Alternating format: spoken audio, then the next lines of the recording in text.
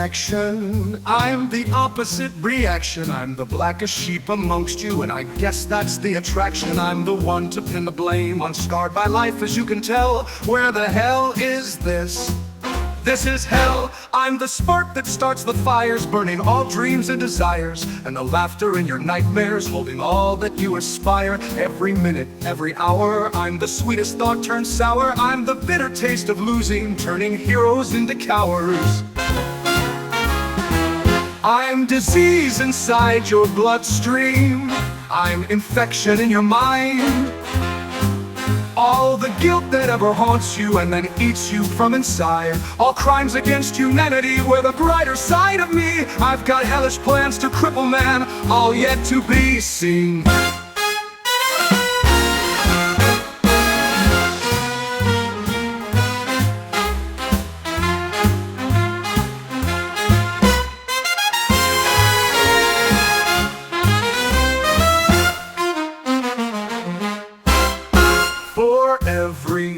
I'm the opposite reaction. I'm the blackest sheep amongst you, and I guess that's the attraction. I'm the one to pin the blame on, scarred by life, as you can tell. Where the hell is this?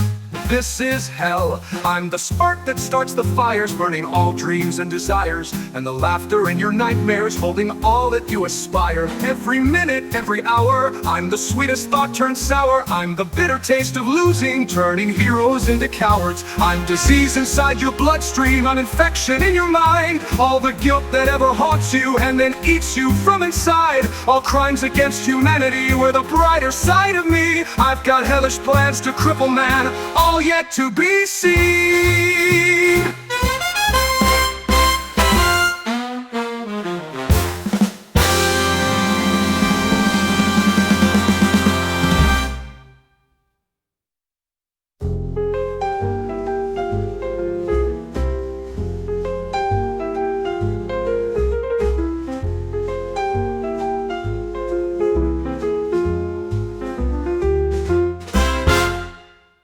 Disease inside your bloodstream.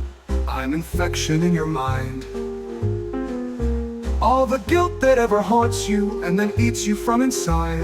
All crimes against humanity were the brighter side of me. I've got hellish plans to cripple man, all yet to be seen.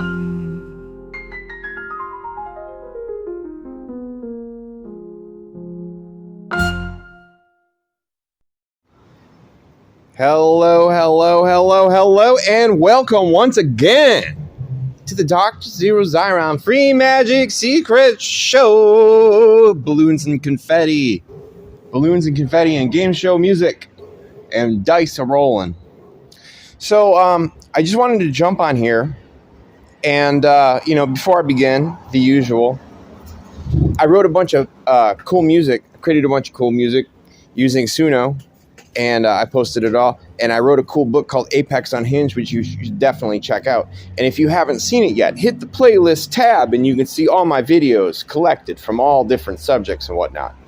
And, that out of the way, I wanted to talk a bit about the Rosicrucians.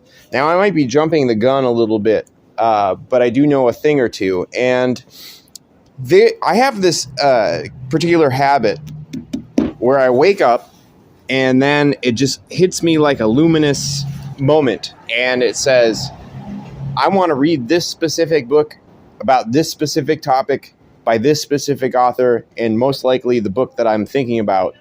And then I'll just instinctively go to the bookstore. And then at the bookstore, lo and behold, it will be like a really old version of it used on the cheap for exactly as much as I'm willing to pay for something like that. Over and over, I have this happen, as a matter of fact. And today I woke up, I did my rounds, and then I was just sitting at the bar, and I had just read The Tarot by Paul Foster Case, which blew my mind. I think it's the best starter tarot book there is. It's, I had seen it, existence, I knew it was around, I had seen it come up in like recommendations and such. I just never got around to it because, it had a really generic cover, a really generic name, and the author hadn't done anything else I'd ever heard of. So it just kind of like was a book floating out there that I was aware of. I finally got my hands on it, and it blew my mind, and it's the tarot book I should have had, because it breaks down that the key component of it all is knowing the 22 Hebrew letters and what they mean in terms of the tarot trumps and in terms of the cube of space. Then you learn all that shit, and then you put it into practice with all the other cards, and then it renders the Tree of Life, of course, and you can do that as a diagram. So, I'm interested in Paul Foster Case, and I started looking into it, and there's an organization called the Builders of the Adentum, ADYTUM, I believe that's how you say it, Adentum, or Adentum. So they have groups that meet all over the country. They've been around since, I think, the 1930s or something. And it's a lot of like Kabbalah, astrology, Hermetic, this and that. Esoteric knowledge, what have you. It's sort of like a mystery school where you learn a bunch of stuff. And I want to say, anybody listening, look into them, because ultimately what they're pushing is positive stuff that isn't going to do you harm and would be a good starting point. I don't know the kind of people involved with this, and I don't know who's showing up to these meetings and stuff, and I haven't really established any contact, but I would recommend that anybody listening look into that and maybe show up. So it's called the B.O.T.A, and it's usually B.O.T.A, and there's a tarot deck that Paul Foster Case made called the B.O.T.A tarot cards. I don't know if they're out of print. Someone said you can get it on Etsy. But they're unique because some of them they get sent where they're black and white. You're supposed to color your own tarot trumps. So anyway, what I'm getting to is Paul Foster Case also wrote a number of other books. Among them, some which they're all kind of magic related. I was going to name off some of them, but I can't find the thing. Oh no, he also wrote The Magical Language, The Book of Tokens, The Great Seal of the United States, The Masonic Letter G, and The Name of Names. But the book that I got today, the point is, I woke up, I went right to the bookstore, and I said, if they have this thing used, cheap, it's for me. And it was randomly there, and it's called The True and Invisible Rosicrucian Order. Now, I've been puzzled by the Rosicrucian thing because I wasn't making sense to me, because I had started learning about the Golden Dawn, and I know there's a Rosicrucian influence, and it wasn't as clear. La-di-da, dee-dee-dee. I was interrupted there. Sorry about that. So talking about the Rosicrucians. Now, I was always interested in them because they've haunted a lot of stuff. They've been in the background of a lot of stuff I've read. And specifically, like the Golden Dawn, I was really interested in that. When I first tackled Magick in a broad sense, I really went for the Golden Dawn book because, I mean, it's a storehouse of different information and whatnot. So, you can learn an awful lot of things from it, but they have all this I don't ultimately agree with systematizing everything. And, I'm not about joining covens. I'm not about joining orders and shit. I'm a lone wolf. I think people should be lone wolves. Is what, you can work with people, you can participate with different people, but covens are a crutch and they're nothing but trouble. And orders are just a musty thing. There's always some gatekeeper that ends up at the top of the pyramid and all that shit. So, with the Rosicrucians, I was interested in that, but I knew that they were, they have all this like Christ imagery, and I'm not a fan of Christianity. I don't know if you've figured that out yet. This is Dr. Zeero speaking. You should listen to my theme song if you've never heard it, but, there's all this like kind of Gnostic Christianity stuff, this early Christianity Gnostic stuff that's kind of like thrown in, and it was never clear to me. And this book is all about clearing it up. And so one thing I cleared up when they talk about, and I've talked about it before, if you even look at the About Me section on YouTube, I talk about the being an aspiring heretic ipsissimus. And what that means is that I'm a heretic and that I'm destroying the notion of what they would consider that to be and replacing it with my own vision. So that makes me like a heretic to what they're all about, right? So the whole point is, take from Magick what you can learn and then use it to your own advantage and then create your own tradition.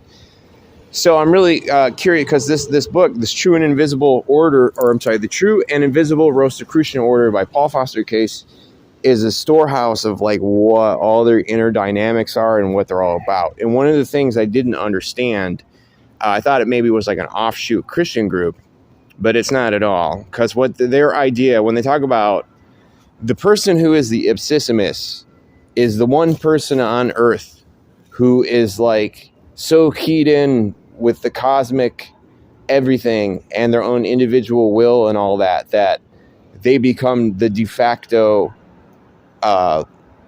main magician dude on earth.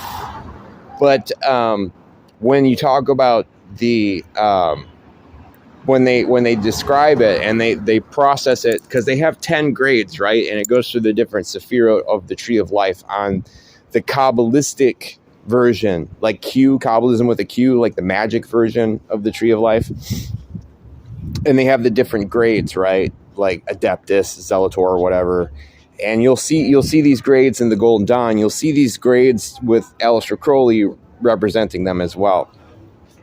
So they talk about how the one who is the true ipsissimus is one with the Christos, the universal logos. And it's this whole thing. Kirsten, come here. Come here. Hey, hun, this is a bar. Kids can't be on our property. Okay, one second. So, interrupted. So, it's this whole thing with this Gnostic Christian stuff. So, for number one, when they talk about Christos, the universal logos, and they're talking about like a certain spiritual attainment where you're like a master of the universe and you tap into the divine energy and the divine cosmic will with your own divine will and all this stuff where it all connects, right? And they talk about the mentality that they're using this Christ imagery or this Christ bullshit that should be completely cut out. And I'm going to get to that point soon. But they're using it as a symbol, right? And I'm not against what they're about, essentially, because they're not pushing fire and brimstone Catholicism or any of this kind of stuff. So their idea is that, and they don't even talk about Jesus as a prophet or as the Son of God or reformer or whatever that they put on him. They just talk about how he, supposedly was one that was adept at being in the universal consciousness, which is just bullshit hooey, But this book is intense, and I wanted everybody to read it. And I wanted to talk a bit about the different chapters. So there's the beginnings of Rosicrucianism. He talks about the history of it, and it's completely mysterious who originally wrote the first two things. So the first two manifestos came out in Europe, in Germany, in like 1611, and there were two of them, and that captured the attention of all the people that were like into alchemy, into mysticism, everything they were learning. And the book reprints both of them. The first one is called the Fama Fraternitatis of the Meritorious Order of the Rosicross. And then the other one that appeared further is called the Confession of the Rosicrucian Fraternity. So those two things were fundamental. And the Rosicrucian thing is not like an actual order. People have created orders out of it, but it's not really meant to be an actual specific order. What it is very specifically supposed to be a state of mind above all, and that someone isn't, elected to be a Rosicrucian, or they're not voted into the thing. They just are, because they key up with the vision. So the vision, what's important here is that even though it has this Christ sheen, put on like the icing of the cake. If you just rip that off like the tumor it is, and you throw it to the side, and you learn everything else, there you go with a magic power source of fucking powerhouse information. And the thing is, I didn't understand, because like all their stuff, the building blocks of what they're all about, is what formed the Golden Dawn and all the Golden Dawn's inner workings. And the Golden Dawn was like, okay, because the Golden Dawn was started by Rosicrucians and Freemasons. There was 3 of them. And I'm not sure if Mathers was a Freemason as well. I know, he was acquainted with it. And I don't know how deep into Rosicrucianism he was specifically. Mathers was like the weirdo outcast of the 3. But it was called Wynne, Westcott, and Mathers started the Golden Dawn. And I forget which guy's which. But one of them was like a doctor and was seen as like a serious person.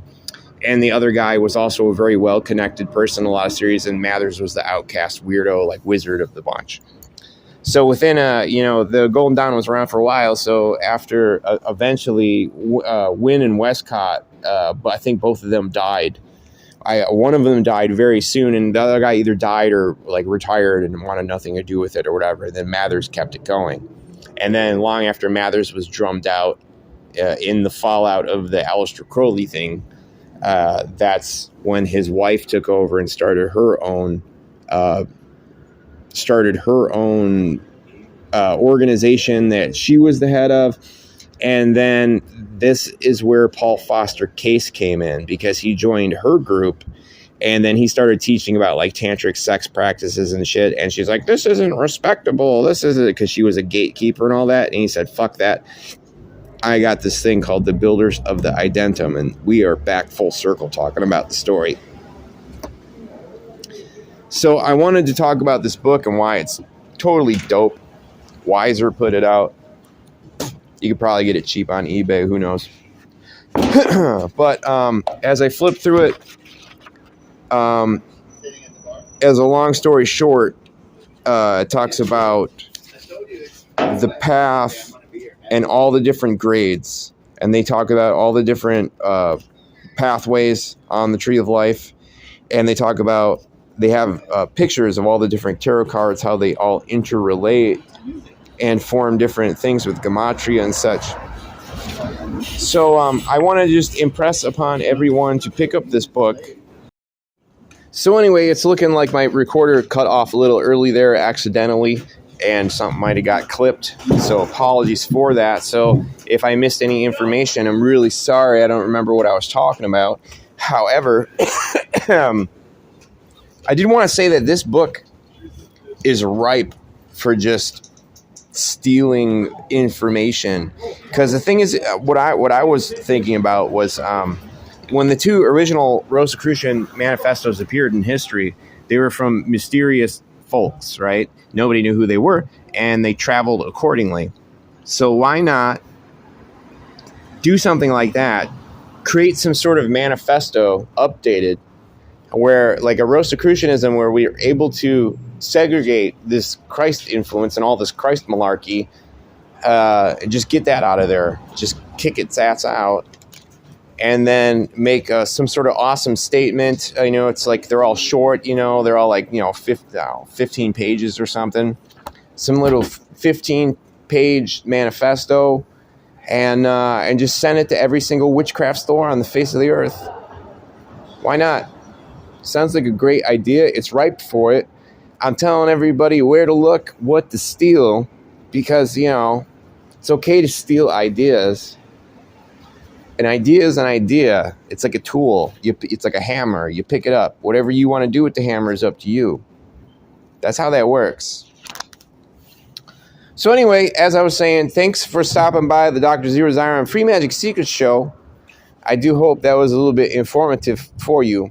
As I said, I'm still learning about this, and I assume that I will do a video on the future about deconstructing it. I guess I should do more videos about being a heretic ipsissimus and what that would really mean. So currently, I am also I'm studying. There's a handful of like bedrock books that I have acquired that are about, you know, the bedrocks of Magick that I'm truly studying. And I just wanted to say what was in my backpack for everyone else. Maybe you will read as well. I'm reading Clive Barker's Books of Blood, which I've never been able to finish. I have a copy of the Druid Magic Handbook by Greer. I have a copy of Transcendental Magic by Levi, translated by A.E. Waite. I have a copy of Paul Foster Case's The Tarot, as well as the Hermetic Tradition by Evola, which is all about alchemy, because I got to brush up on those skills. And also Elements of the Kabbalah by Will Parfit.